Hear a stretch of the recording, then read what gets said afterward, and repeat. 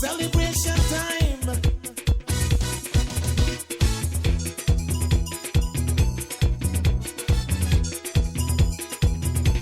It don't matter what part of the jewel they come from.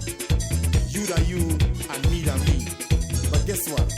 All are we the one. See what I mean?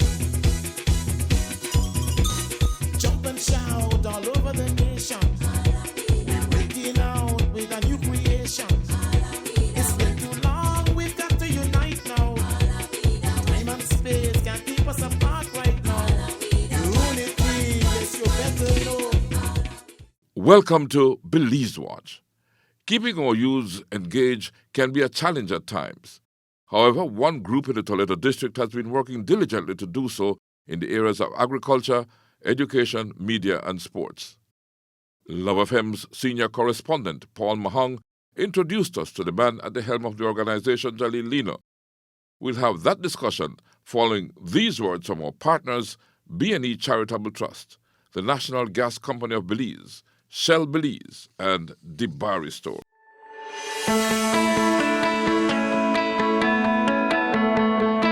The National Gas Company Limited was born of the need for the country of Belize to have a marine gas terminal of its own, thereby securing supplies of critical cooking gas for a growing population. As Belize's population grew, the time came for a modern marine gas terminal that ensured safety, security of supply, and the requisite infrastructure for industry-accepted quality assurance now demanded by the people of Belize. In 2020, the National Gas Company Limited became a reality. The National Gas Company Limited is a $60 million public-private partnership where Belize's private sector would design, finance, construct, and manage a state-of-the-art national marine terminal facility and 2 complementary storage depots away from the coast. After 15 years, the National Gas Company would be fully turned over to the country and people of Belize at no cost to the taxpayer. The National Gas Company of Belize, fueling Belize forward. The Belize Natural Energy Charitable Trust, BNECT, established the Empowerment Fund program in October 2013 to empower Belizeans through the establishment of a revolving loan facility to finance viable business ventures.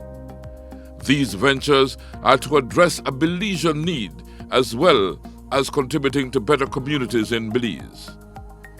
BNECT has invested a total of $454,446 to date through its Empowerment Fund program.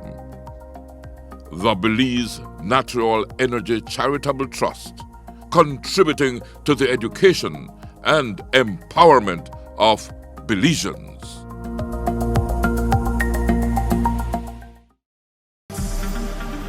Shell V-Power, with 3 times more cleaning and friction-reducing molecules. Go well! Go Shell!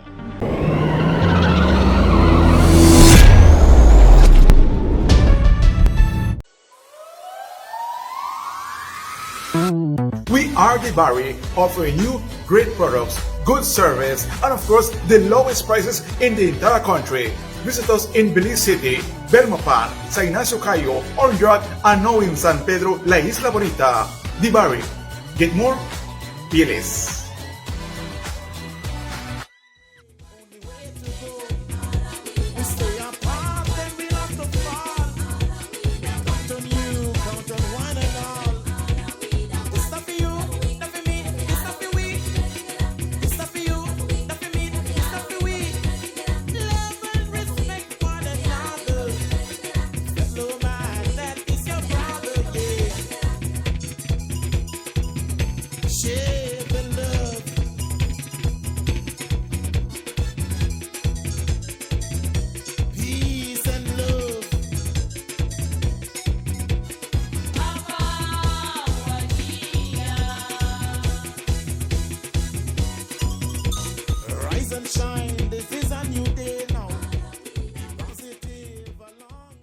Paul, I know you have brought me to a farm just below Saddleback Hills because I am familiar with Saddleback Hills. I can recall us putting a transmitter in the early days of Low FM on top of Saddleback. I can recall even climbing up to the top of Saddleback and looking at the wonderful view that can be seen from Saddleback. So we're here just below Saddleback Hills, and we are on a farm, a beautiful farm. You have just introduced me to the manager, but here at Paul, just you do the intros as you usually do, your own unique style. Chief, we have just arrived at a unique farm in the Toledo District. And let me tell you, as the writer said, we're in the vicinity of the Saddleback Hills. We're like 1.5 miles west of Punta Gorda on the Cerro Road.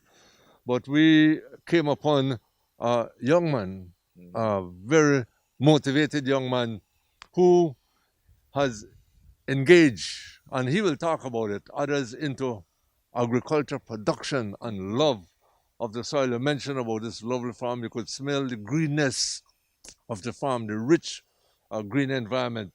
But without any delay, Chief, I will let you meet the owner, the manager, the director of this beautiful farm, no other than Mr. Jaleel Lino. Take it away, Chief. Okay, thank you so much, Jalil. Thanks for having me here. No problem, Chief. Yeah, thanks for My having me on pleasure. your farm. It's a pleasure. It's a pleasure. It's a pleasure. It's a pleasure. Now, who is Jalil Lino? Let's get to know you. Well, Jaleel Lino is a son of the soil of Punta Gorda.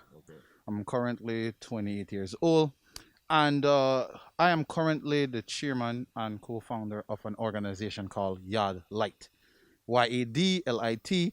Acronym stands for Youth Association Developing Livelihood in Toledo. Youth Association yes. Developing Livelihood in Toledo. So your organization is really Yes, geared yes. towards youth, the Youth, youth of yes, the youth area. empowerment. Youth empowerment. So that's what we're mainly focused on here at our association. We are a registered NGO, and we try our best to not only give out the information and inform youths, but also to motivate them in what we're doing, leading by examples.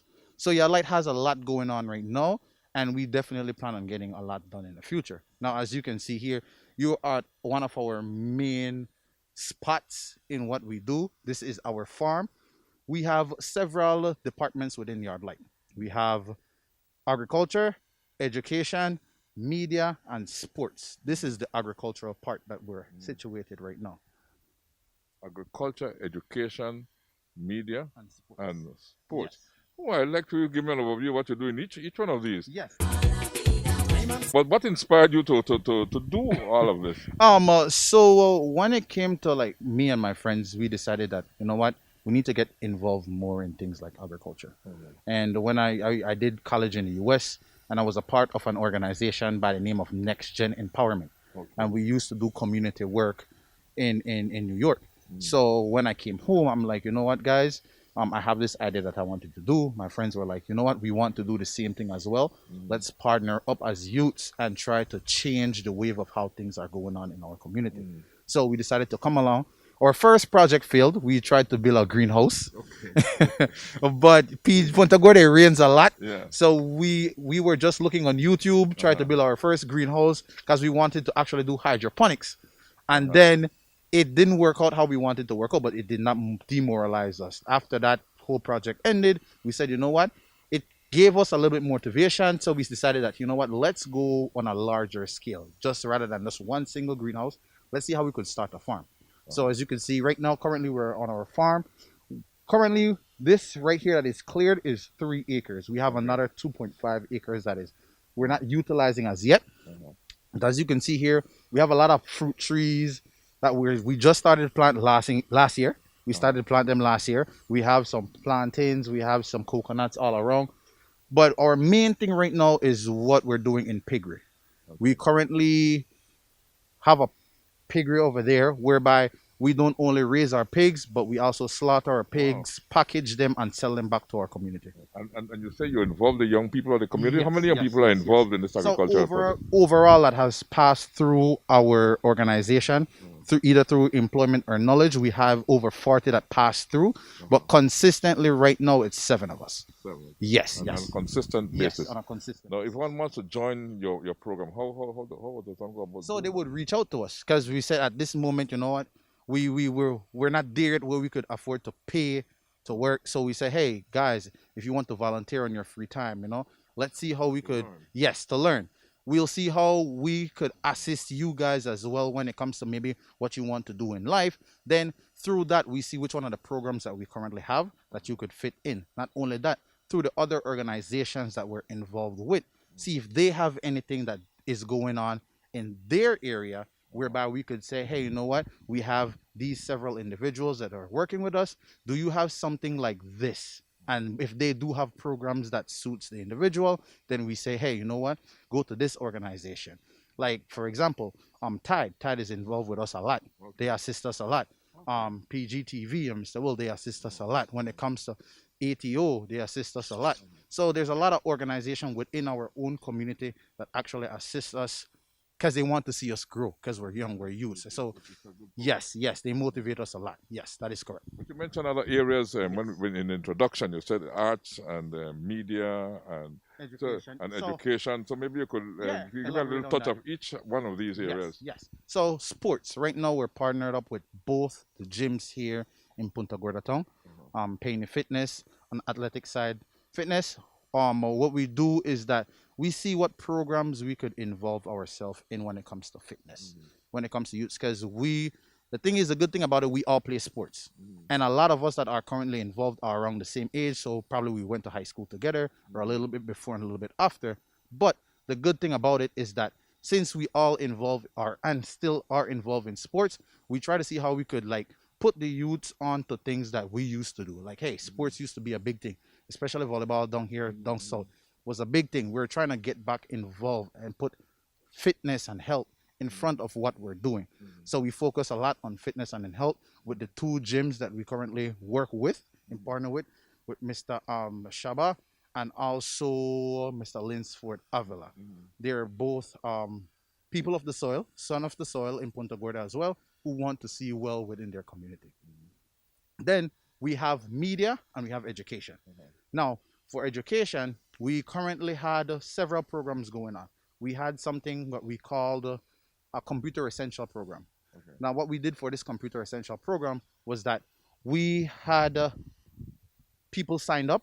We charged them $5 for either a 6-week course or an 8-week course, whereby they would learn the basics of Microsoft Word, Microsoft Excel, how to use the computer, as in the internet browser, and actually how to check their emails.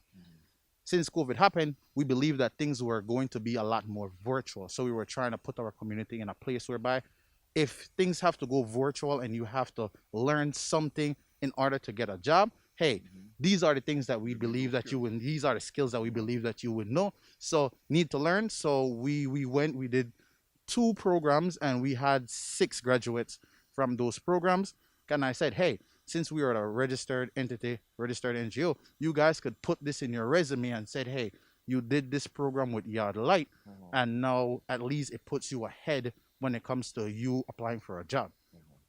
Media, we had our media currently. We're still putting things together, but we have the media section. But we experienced something devastating like last week. Our media person, a major part of our team, died because of COVID. Oh my, sorry to hear that.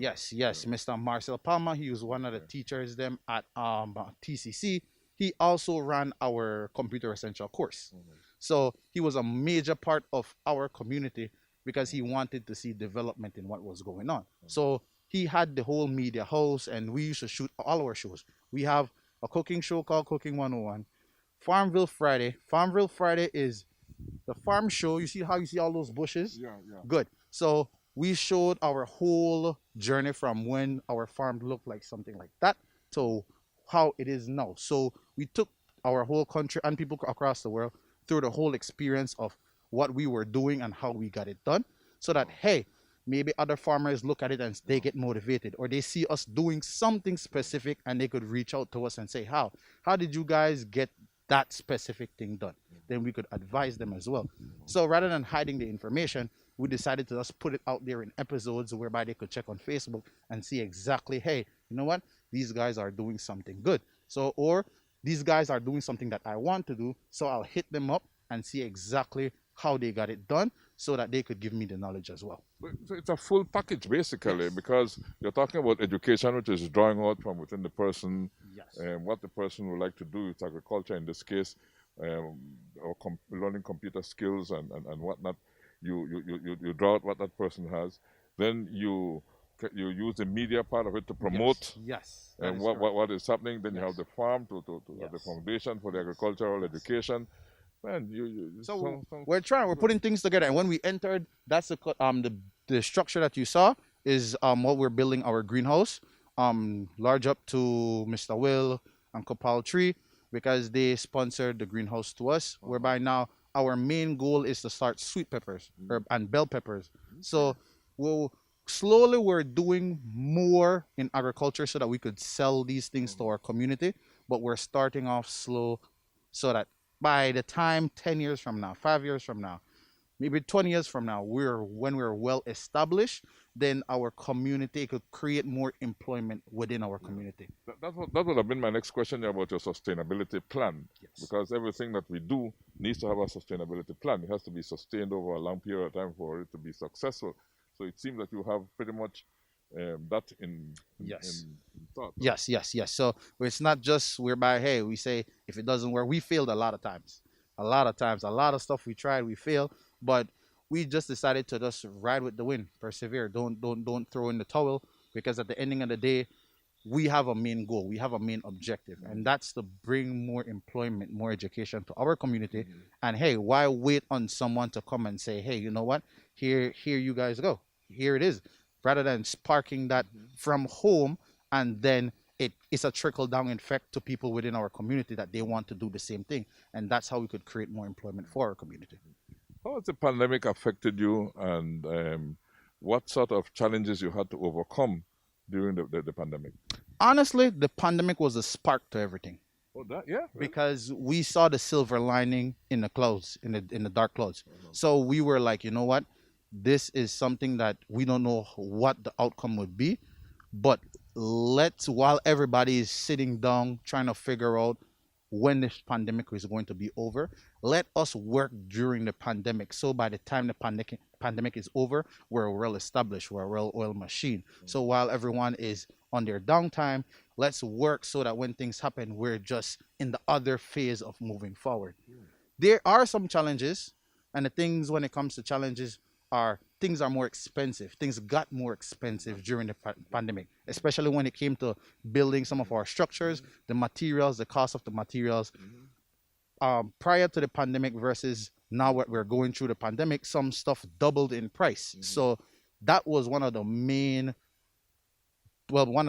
things we would say, was more difficult, on the difficult side of what we're doing, the price change when it came to the pandemic. Yes. But challenges always create opportunities. At least I believe that whatever challenges we have, and regardless of how difficult they are, will always create an opportunity for advancement. And I agree. And seemingly that's what you have done I here. agree. You have used the pandemic as an opportunity to advance, and also to help other people to advance. Yes, I agree. And a lot of things that we decided to do is within ourselves. When we started, we had nothing. I told my friends, I told the guys, hey, I wish I could pay you guys. I can't, but the promise I could make is that we're all going to move forward together, and when that time comes, we're all going to elevate so that eventually we could all work together, we could all be employees, and then the money will come in afterwards. If we're saying, hey, where is the money, and we didn't even start as yet, we're starting on the wrong foot. But if we said, hey, let's come together and let's change the dynamics of things, let's be the youth population whereby we're saying, hey, let's work together and make that change, because by the time that happens, we don't know if someone from another village or someone from another community is watching. Yes, or an organization from another community is watching. And then they could get influenced by what we're doing, and then we could have more folks being independent, meaning that, hey, yes, there's things out there whereby you're looking for jobs, or there's times out there when you're looking for jobs and it's very difficult because employment is just not there. But if you have people within your community trying to create that opportunity so that employment can be there, then we won't see a lot of youths go to waste. Because my thing is, today we see a lot of youths going to waste, but because there's just no opportunity for them. I like your example about, and I want to get your comment on something that I've always talked about, because seemingly that's what you're following, that you don't follow money, because money should really be following you. Yes. Because when you say, I will do this for what I am being paid, then you limit yourself to what you're being paid. But when you decide to do it to learn, and something that no one can take away from you, then the money eventually, because of the skill you have learned, will end up following you. Yes. And that is usually a bigger amount of money following you than the money you work for. Yes, Right? yes, So the idea is to make the money follow you. Yes. Let me get your comment. That's the kind of because, feeling you... Because my thing is that at the ending of the day, when you have a skill, and that's what we try to try to teach here. The skill is the most important thing, because if the skill is the most important thing, you could always work to get money. Now, if you don't have a skill, you're within that box, whereby you have a ceiling that when you're in that box, this is what they pay you maybe per week, or per every 2 weeks, or per month, and that's all you get. But with the skill, you could have multiple jobs, you could freelance, you could, and I think this is a direction whereby our country needs to go when it comes to empowering the youth, so that they have the opportunity to create something for themselves, right? Rather than, because at the ending of the day, we cannot fill all these job positions when they're already overflowing, meaning that, hey, this position is already filled, so how do you expect to fill that job post when it's already filled? But then all the youths who are graduating, all the youths who are falling out of school, what happened to them? There's a greater population that falls out of school and after high school don't do anything than the folks that do. But people are skilled. If you learn a trade, that's why I tell all the guys, I say, hey, if you want to go to a trade school, that's the best thing you could do. Don't think that they're sitting behind a desk or going to be book smart is just the only way to learn. No, by learning a trade, people actually look down on a trade. When I say the crazy part of it is that we should be looking up to a trade, because by having a trade, you have a skill. By having a skill, that means you could go out and make money to provide for your family. And that's how I see things. We need more skilled folks within our community. I always say that what's important too is to discover what's inside of you, because then you will know that you can do a trade, because you're like the soil, for example. Yes. From you're young, you're playing with the soil. Yes. So what are you going to do? Train yourself to sit behind a desk, or train yourself to do what you love most, which is the soil? Yes. Yes. See, the crazy part of it, I've been on both sides, whereby I went through college, I did my undergraduate, I did it all, then I ended up being a farmer. Yeah. Right? Because that's what was in you. So now, to me, it's like when it comes to agriculture, I tell people a lot of times, it's hard work when you start, but then you'll eventually see that you're progressing. And I tell folks, hey, if you have farmland, if you have stuff like that, go to your local agriculture department and register, because there's opportunity out there whereby, hey, the government might be giving out subsidies, or might be giving out some kind of something that could assist farmers. But if you're not registered, you'll miss out on opportunities like that. But if you do have your farm registered and you're a registered farmer, you can capitalize on that. Maybe it's not all the money that you want, but it's something that could jumpstart what you want to do. Rise and shine, this is a new day now. Positive along the way. We're moving on, no time to delay. Working hard and trying to survive each day. You must enjoy the fruits of your labor and share them with. We'll take a closer look at Lino's farm when we come back, following a word from our partners. Let's take that break and say thank you to them. These are the B&E Charitable Trust, working in the development of Belize by inspiring young Belizean entrepreneurs to dream and to dream big. The National Gas Company, fueling Belize forward. The National Gas Company, making sure that you not only have a guaranteed supply of gas for every household need, but also that it is of the highest quality at all times. Shell Belize has been fueling Belize for many, many years and have done so reliably and with a lot of dependability. The Barry stores in Belize City, Belmopan, San Ignacio, Orange Walk Town, and San Pedro and Burgess, offering you much more for much less.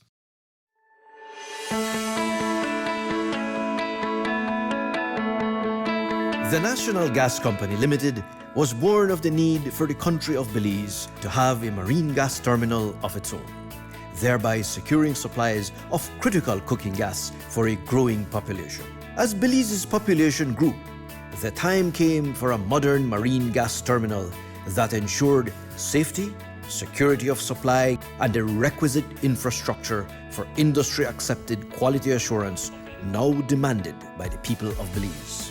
In 2020, the National Gas Company Limited became a reality. The National Gas Company Limited is a $60 million public-private partnership where Belize's private sector would design, finance, construct, and manage a state-of-the-art national marine terminal facility and 2 complementary storage depots away from the coast. After 15 years, the National Gas Company would be fully turned over to the country and people of Belize at no cost to the taxpayer.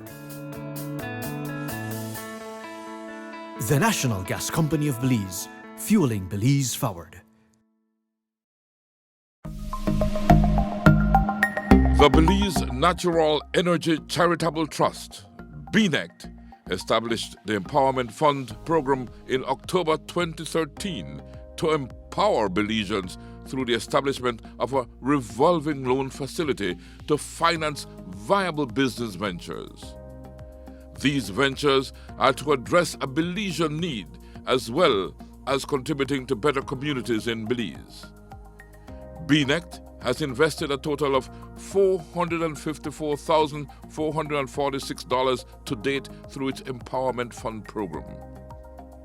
The Belize Natural Energy Charitable Trust, contributing to the education and empowerment of Belizeans.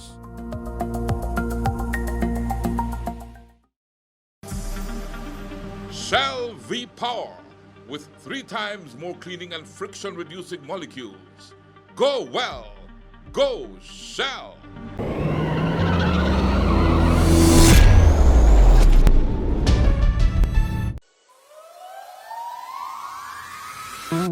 We are the Barry, offering you great products, good service, and of course, the lowest prices in the entire country. Visit us in Belize City, Belmopan, San Ignacio Cayo, Orange Walk, and now in San Pedro, La Isla Bonita. The Barry. Get more? Be less.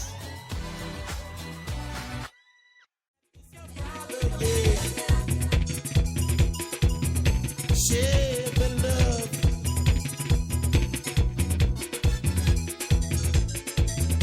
Peace and love.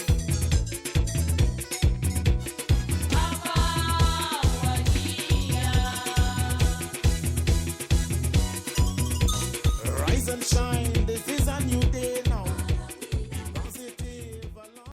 This plot of land that we're on is your property, right? Yes, so this is like communal land whereby it was handed down from my grandparents to from my great grandparents to my grandparents to my parents and then now to me. So in my great grandparents' days, this was the land that they actually planted, farmed, and lived off of.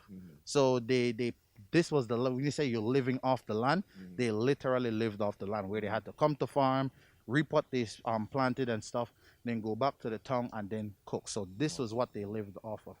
Now, in my grandparents and parents' time, farming wasn't looked upon within our community as the same way like in the past. But now that's what we're trying to respark with our generation. That say, hey, this was done back then. Now why not look at it as something that could move us forward now, rather than just saying, hey, you know what? Why I go farm? Why I go do to my hand for? Why I go wear rubber boots for? No, look at it as something that whereby it could create opportunity. Like for us, now we're selling our own products.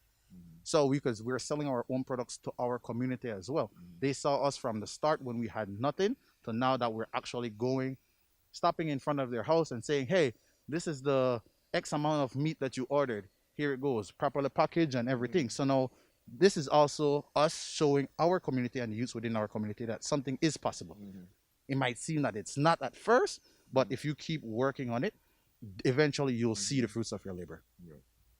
Definitely. Now, looking at the farm itself, what do you told me about the piggery, you told me about your greenhouse, but do you do additional things like sheep rearing, goat Right now, rearing, and that not as kind of yet, thing? not as yet. And So the planting, what you have plant. planted? So currently we have our cocoa, our soursop, our plantains, our lime, our coconut, mango trees. Those are planted way before I was born, but they still give mango. give mangoes, Because this okay. mango season we got from every tree throughout the farm. So we have basic things on the farm for the farm, but the things when it comes to like products and production, it's where we're building our greenhouse now. Where we have our piggery. We actually did a chicken experiment a few months ago that went well. We're looking back to getting into chickens again, but we're still a year in, where we just started last year, and we're here now. So we're saying, hey, if we got this done within a year, what's the possibilities when what we could get done in 2 years or in 3 years? So doing more things like when it comes to sheep and things like that, yes, we do have that in our agenda for the upcoming years, but we're taking things slowly so that we could learn during the process, because we will fail at something, but that's just the learning process of everything. I totally agree with you. That's how we learn. Yes. We learn through our failures, and we should never see our failures as being terminal or the end of it all. You know, it's really an opportunity to teach us to do something better. You know, we rise and we become bigger because of our failures and learning from our failures. Yes. And also what I wanted to mention is that we also have a scholarship program. We currently have, do? yes, Tell me about that. through our education department, we currently have 3 students at Toledo Community College on our scholarship program as we speak as well. Yes. So we're trying to do as much as we can. We're still small. We're still building our separate teams so that we could organize and be organized and move forward properly, rather than trying to just say, hey, let's do this, and let's do this, and we're not properly organized. Because we believe that if we're properly organized, that's how we'll get the most out of what we're doing. And if a young person would like to be a part of your program, what does he have to do? And it's only boys who cater for? No. Boys, women, and males, men and women. So, like example, two of the candidates right now on our scholarship program are young girls and one young man. We go for not only just males but women as well. So we're focused when it comes to the youth aspect of it, meaning that they said youth is between 15 and 35. We focus within those realms, but we still don't like throw out anybody. Like for example, we're trying to start new programs where we could get involved with the kids from primary school. Oh, that's important. So if we could get involved with them from a primary school standard, then by the time they get to high school, then the time they go to excel in whatever they want to do, at least they've went through the process of, hey, let's see how we could develop our community. Let's see what we can do to make our community a better place. Because at the ending of the day, we're the one that's going to be that generation to push things forward. I believe that the generation before us passed the baton already and say, hey, you know what? Our country needs to go further. It's came along so far now. We're here now, but here what? We need you guys to continue or keep on pushing things forward, which I believe that's what this generation and the one behind us, this is how we need to look at it. And in your mind, how important it is to teach agriculture in our schools? Very, very important, because that's how we eat. That's how we eat. That's how we eat. That's how we will survive. Without no food, we can't survive, right? So, and I believe it's very important, because then by getting kids involved with agriculture from young, and also not just first farm or second farm, but I mean like from primary school, is because if you look at some of the villages within Toledo, the kids are dealing with their farms from a young age. And by the time they get to a certain age, you see how they operate when it comes to the farm. Whereby other people in other communities, like example Punta Gorda town, where we're not being taught agriculture from a young age, you could see things are different. They live off their land. We don't really do so. So we need to see that whereby agriculture is one of the greatest things in this world that we need to prioritize on. So by prioritizing on it, we could actually involve it in the school system from a younger age, whereby just like the villages, like I said, they're starting from young. So I think that's something that we need to emphasize. And to survive, you don't really need a large plot of land, No, right? no. Some people, the simple thing as backyard gardening. Yeah. A lot of folks do backyard gardening. Start from a backyard garden. You don't need 50 acres of land. Yeah. If you just have an acre, if you just have your yard, at least you're doing something whereby you know that, hey, this is the path that I want to go on, but I'm learning from now right in my yard. Maybe you can give us an example of how off a plot of land one can sustain one's family and maybe even share some of it with Yes. the neighbors or Like, sell some of it. like look at it this way. In my neighborhood that I live in, our neighbors, they have chickens. My dad has a friend. Yeah. He has geese, ducks. He has chickens as well. In his yard, in a little section of his yard, he plants okra. We used to have peppers in our yard, cilantro, colantra. So now, when you realize that maybe the market doesn't have, you could just call up your neighbor or call up your friend and say, Exactly. hey, you know what? Do you currently have this? Okay, how much are you willing to sell it me for? Sell it to me for, or what are you willing to trade for it? So at the ending of the day, it's within your neighborhood, it's with the people you know, and it's right in your yard. So if you're saying, hey, I'm just growing this just for me, all right, no problem. But remember, down the line, when you realize you don't have a certain plant, but your friend has or your neighbor has, you could give them a call, and maybe they want what you have, and that's an even trade. So it's just simple things like that right in your backyard that you can do. You have a pig in your farm. I have some chickens on Yes, mine. yes, And yes, so yes, I want to eat some pork meat today. Yes, yes. So you give me a pig and I give you the equivalent in chickens.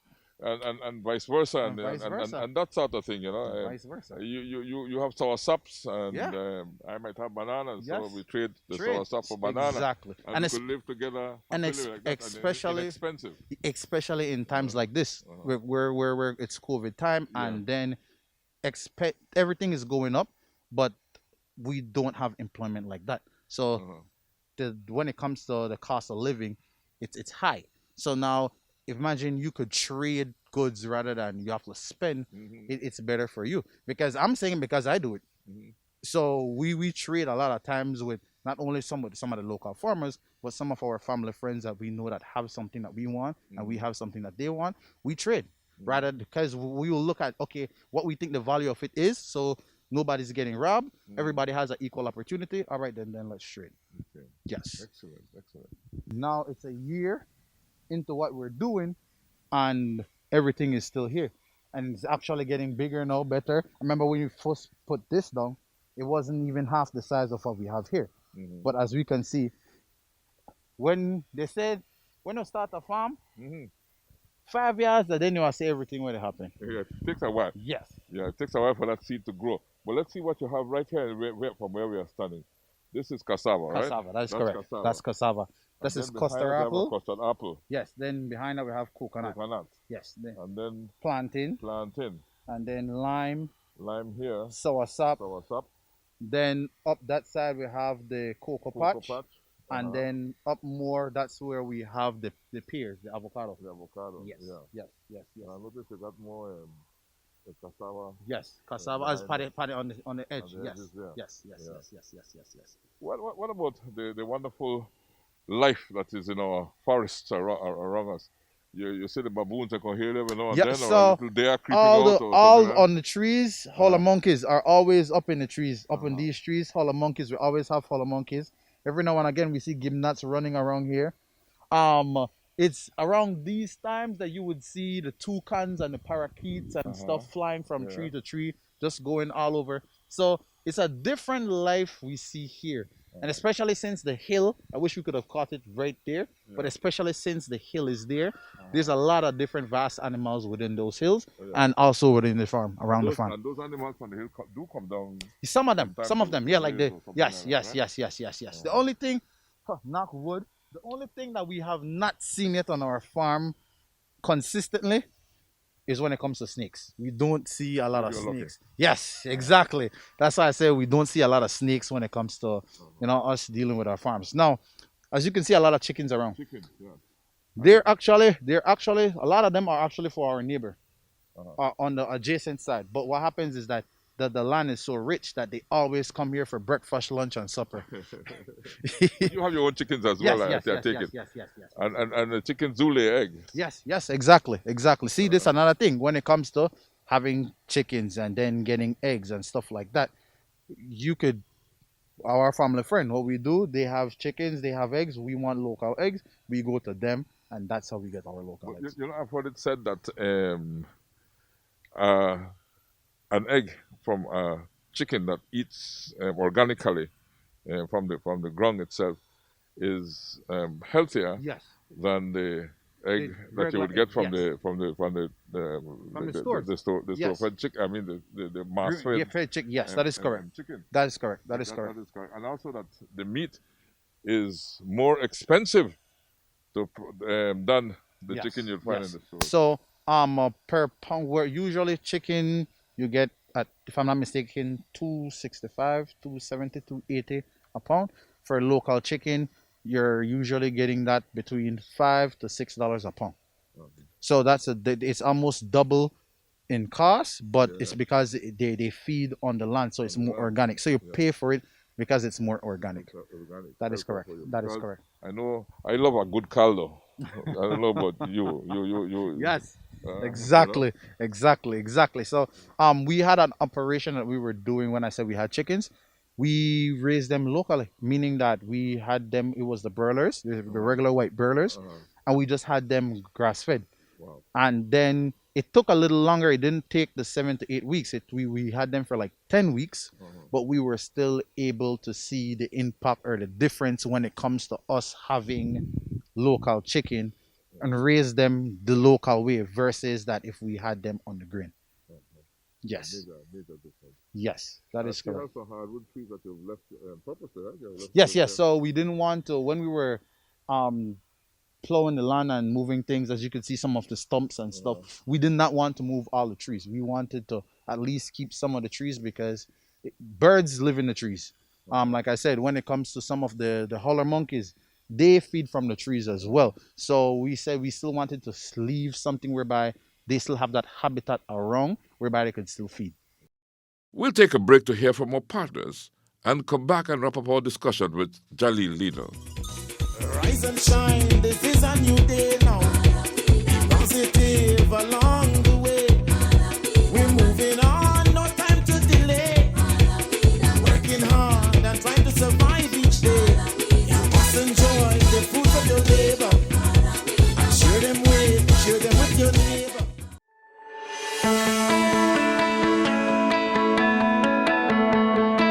The National Gas Company Limited was born of the need for the country of Belize to have a marine gas terminal of its own, thereby securing supplies of critical cooking gas for a growing population. As Belize's population grew, the time came for a modern marine gas terminal that ensured safety, security of supply, and the requisite infrastructure for industry-accepted quality assurance now demanded by the people of Belize. In 2020, the National Gas Company Limited became a reality. The National Gas Company Limited is a $60 million public-private partnership where Belize's private sector would design, finance, construct and manage a state-of-the-art national marine terminal facility and 2 complementary storage depots away from the coast. After 15 years, the National Gas Company would be fully turned over to the country and people of Belize at no cost to the taxpayer. The National Gas Company of Belize, fueling Belize forward. The Belize Natural Energy Charitable Trust, BNECT, established the Empowerment Fund program in October 2013 to empower Belizeans through the establishment of a revolving loan facility to finance viable business ventures. These ventures are to address a Belizean need as well as contributing to better communities in Belize. BNECT has invested a total of $454,446 to date through its Empowerment Fund program. The Belize Natural Energy Charitable Trust, contributing to the education and empowerment of Belizeans.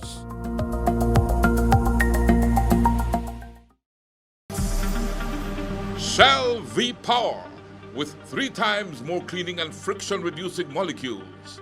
Go well, go Shell!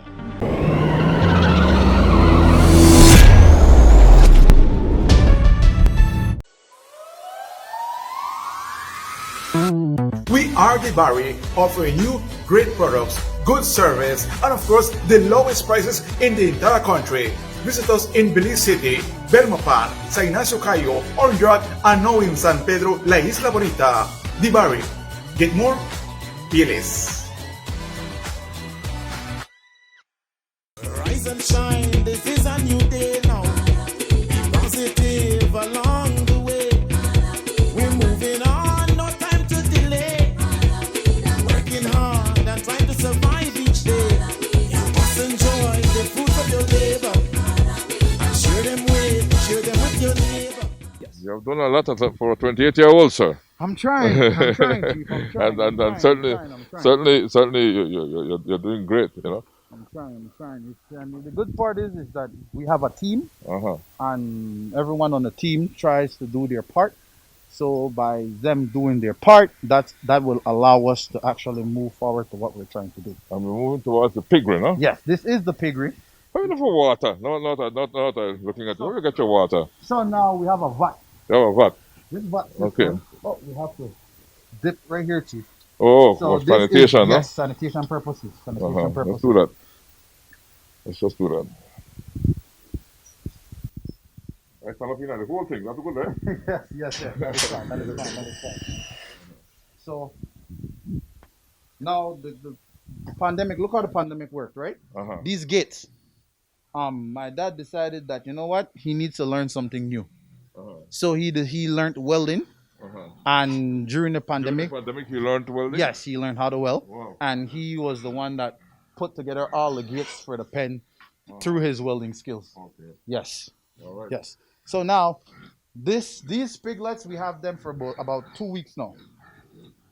So now we go in stages and phases whereby since they were just weaned, we leave them here. As you can see, the nipples are on the edge of the pen. Okay. The nipples are connected to the vat. So we have a solar system on top of the roof whereby in the night, when it gets dark, all these lights turn on. Okay. So we have all these solar lights that turn on. We have the solar on top of the roof. Yes, and when it rains, since we have a lot of rain, the rain drains off the roof and then goes into the vat. And then we have the water system that we plumbed and put into the pen where, like you see here, the pigs will just go and drink from. Okay. Very active. Yes, they would go and drink from. So what we do, we try to separate them so that when it comes to feeding, they're not bullying each other. Because the bigger ones will usually try to eat out the little ones, and then we get in problems whereby some are not growing as properly as they need to. Yes. So you try to even feed? Yes. Even out the feed, have them where they need to be, and then we're starting our operation whereby now these ones are the sows. Okay.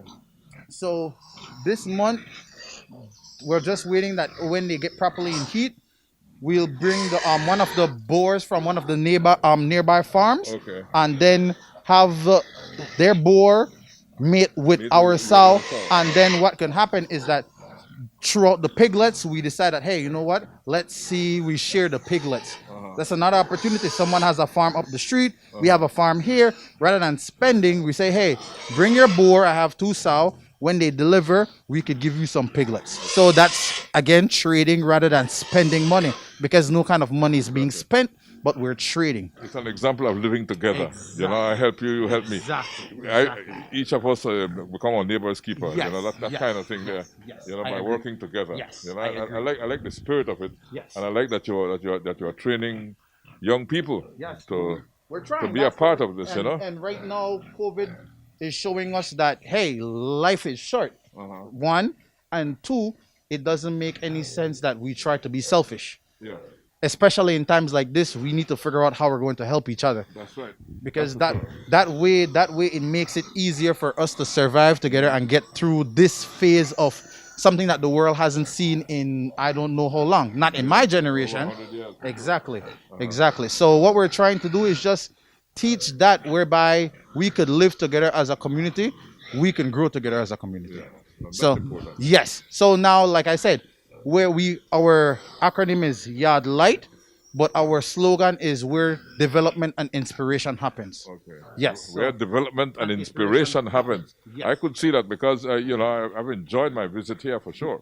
Much I appreciated, mean, Chief. you know, I've learned a lot, and I have to say, I admire your spirit Thank you, Chief. of Thank you. giving back to your community Yes. and being a part of your community. Yes. And promoting the importance of agriculture, of growing what we eat, what Yes. we consume. Yes. You know, that's extremely important. I Yes. mean, once you could grow your own food, then you could stand up as an independent person. Agreed. You know, Agreed. because, Agreed. you know, and everything else becomes gravy. Exactly. So, like example, we've seen the greenhouse in the front. When the gentlemen they come from the agriculture department and teach us how to properly put it up, community service to our community. What we're going to do if we know that someone needs to set up a greenhouse, since we will be learning and we already know after the process of learning, we'll be going there and assisting them free of charge to set up their greenhouse, because we believe that hey, through community assistance and through helping, that's how we grow. So we're learning to teach and to help. That's one of our main goals. And this is a fantastic story, you know, of how you can conquer, despite the adversity of the pandemic, you can conquer, you can do something constructive, and you can help others in the process and teach others in the process. So, hey, congratulations, man. Thank you again, Chief. Thank you very well. Thank you very much. Thank you very much. Thanks again. Like I said, we're just trying. We're just trying. Everything that we're doing, we're just trying.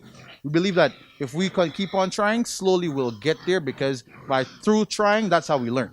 Yeah, that's for sure. And that table over there is where you used to kill the pig. So right? yes, so usually we have our tent set up right there with the fire hut and everything. Whereby if we want, we could take a walk over that side. Okay, let's look Whereby at it. we early morning, so we try our best to slaughter early morning, so that by the time the sun gets hot, we already transported the pork into the freezer to drain. So by doing something like that, it allows us to beat the sun, whereby the sun is not our enemy, because you don't want to leave meat in the sun or in the heat too long. Yeah, So what we try to do is try to get it done early, and by getting it done early, what we do is that, like I said, we beat the sun. So what we do, we usually start from the pen, bring the pigs outside. After doing what we have to do, we lay them on a table, and we have a tent that we usually set up. Okay. So we set up our tent, and then right where you see the pot is, still pot there. yes, that's where we light our fire, so that we could scrape the hair and stuff off of the pig, and then we learned how to do butchering ourselves. So that's the crazy part too, which is interesting. We have a family friend that assisted us for the first few times, and we all learned, whereby we said, hey, thank you for teaching us, but now since you taught us, what we want to do is try it by ourselves. Yeah. So since then, now we do all the slaughtering ourselves. All of the butchering section, all of that we do ourselves. And the pig, you can consume almost every part of a pig, right? Every part of a pig, from the head, the the tongue, tail. everything. Every Head to the single tail. thing, head to the tail, The guts, everything could go from a pig. Yes, and what we try to do is that when it comes to butchering it into the proper cuts and slices, we have a young man that assists us when it comes to that, because he has like a bandsaw, and he as well taught us exactly which cut, how to cut it. If you want your cuts this way, do it this way. If you want it, so now everything that we do, we learn, so that when it's our turn to go on our own, or we have the equipment that we need, we can now do it rather than saying, "Hey, we don't know how to do it. We need somebody to come and help us." During the time that we don't know, we're learning, and so that when we have our proper equipment, we can now go forward and do it ourselves. Any thoughts about processing further, like say, going into maybe making bacon and sausages and that Coming kind soon. of thing? So we did our first experiment on our ham. So next week we'll see how right now we brine the ham. So now by next week we should see how that will come out. And this week we're actually doing sausages, Italian sausages to throw on the grill. And by the ending of the year, we're planning to come out with our first set of bacons. Excellent. So we're trying to add value-adding products to the market, whereby it's not just, hey, pork chops or ribs or the pork steaks. We're trying to be vast in what we're doing. So we're getting there. What do you feed the pig with? We feed them with the feed from Rhymers and also from local people in our community who say, "Hey, you know what? I have plantains, or I have these spinach, or I have these cabbage." So anything that they have where they're saying, "Hey, we didn't eat it, but we don't want it to spoil and we just don't want it to throw it away. We know that you guys have pigs. You know what? You could go and pick it up from our house and then feed the pigs." So our community helps us a lot. That's one thing I could say. Our community helps us a lot. Yes, because a lot of them hit us up and say, "Hey, we have this or XYZ. You should come and pick it up." Because once you come and pick it up, then you guys could feed them to the pigs. Excellent. The pigs in your pen are certainly making some noises. Yes. I guess that's because they're hungry, no? Yes, Chief, that is the case. We have a timely or an organized schedule whereby we feed them, and they know exactly, I don't know how, but they know exactly when it's time to eat. And when it's time to eat, you hear them making that noise. This is usually between the times of like 4 and 4:30, and they know that, hey, it's time for us to eat. So can you please feed us? So exactly. That's what's going on in there. Yes. So that's what we'll do, right? One of the gentlemen will come and then they will give them their feed. Okay. Yes. Well, Jaleel, it's been a pleasure meeting you. Yes, Chief. And I must tell you that I admire the work you're doing. I must tell you, I admire the people's person that you are not only working to advance yourself, but also your community, which is important, because the only thing we leave behind is what we leave with others. Yes, I agree. Right? I agree. And so, congratulations on this project. I think it's a very good project, and it's a lesson to a whole lot of us of what can be done even in the trying circumstances of COVID-19. So I want to thank you so much for giving us this opportunity to tour your farm and to learn about your project. Yes, thank you as well. I would like to thank Love FM as well to actually coming here to show what we have here in our lovely town of Punta Gorda. And we started our show with comments from our very good friend, Mr. Toledo himself, Paul Mahong, and we'll end with some comments from Paul Mahong. Chief, thanks to you and Chris and Ava and the Belize Watch Love crew for your interest in the Toledo District. But when I got in touch with Jaleel, he's much younger than I am and he's a former student in school, but I'm honored to call him Mr. Jaleel Lino. When I got in touch with Mr. Jaleel Lino, he was more than welcoming and receptive for you to come and visit the farm here. Happy I did too. It's very complimentary. He is a grassroots, son of the soil. He has lived here and he has gone abroad to get additional knowledge and training, but he has come back. I don't think he have anywhere to go but here. Exactly. And he has spoke about this program. You've learned about it. I will not go into that. But congratulations to you, Mr. Jaleel. Keep up the good work. Thanks all. Yeah, Jaleel and Paul, thank you so much. Thank it's you, been Chief. a pleasure, man. Thanks very much, Steve. It's been a real pleasure and an honor and a privilege. So, hey, thanks for choosing love. This is a lot of love. Our young people, our present and our future, and the knowledge that's being imparted to our young people by Jaleel Lino can certainly go a long way in building their lives. Belize Watch, knowledge of the past, impacting the present, building the future.